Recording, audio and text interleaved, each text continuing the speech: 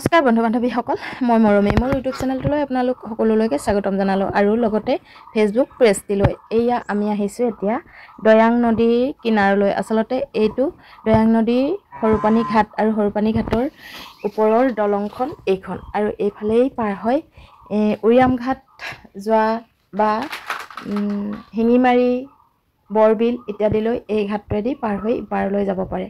আৰু এই পাৰে হৈছে শিঙিমাৰী, আৰু এইডোখৰটো হৈছে দেখিছেনে দুমুখীয়া, মানে সৰুপানী নদীখন এইখিনিতে লগ লাগিছেহি আৰু এইফালে দৈয়াং নদীখন, আৰু এইবোৰ হৈছে গছ গছনি চাৰিওপাৰে ভৰি আছে দেখিছেনে।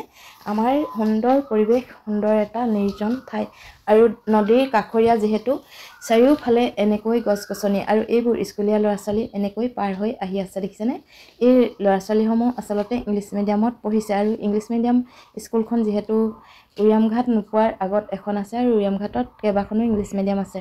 যাৰ যেনেকৈ সুবিধা হয় তেনেকৈ তেওঁলোকে শিক্ষা অনুষ্ঠান গ্ৰহণ কৰিছে, আৰু এইপাৰেও যথেষ্টকেইখন ইংলিছ মিডিয়াম আমাৰ ইয়াত আছে। আৰু এইয়া হৈছে দেখিছেনে এইফালে টুলুঙা নাও, আৰু এই টুলুঙা নাওকেইখন ধুনীয়াকৈ বান্ধি থৈছে। যিহেতু এতিয়া নাও কোনো প্ৰয়োজন নাই, তেওঁলোকে যদি কেতিয়াবা মাছ চাছ মাৰে তেতিয়া এই নাওকেইখন ব্যৱহাৰ কৰে, আৰু দলংখন যেতিয়া ভাগি যাব তেতিয়াহে আকৌ পুনৰ নাওসমূহ দৰকাৰ হয়। আৰু তেতিয়া ডাঙৰ ডাঙৰ নাও যিহেতু আনি নদীত নমাই আৰু ইপাৰ সিপাৰ মানুহ পাৰ কৰিবলৈ লয়। আৰু এইজন হৈছে মানে ঘাটুৱাজনে মানুহৰ পইচা কালেকশ্যন কৰে। আৰু এইফালে এখন চাৰিচকীয়া গাড়ী পাৰ হৈ গ'ল, আৰু গাড়ীখনে এইখিনিত নৰল দেখিছেনে, আৰু তেওঁ খোজকাঢ়ি গাড়ীখনৰ ইপাৰৰ পৰা পইচা কালেকশ্যন কৰিবলৈ গৈ আছে। আৰু এইফালে যথেষ্ট মানুহ যাতায়াত কৰে, যিহেতু আমাৰ নদীখন ইপাৰ সিপাৰ পৰা অহা যোৱা কৰিবলৈ এই দলংকেইখনেই হৈছে মাত্ৰ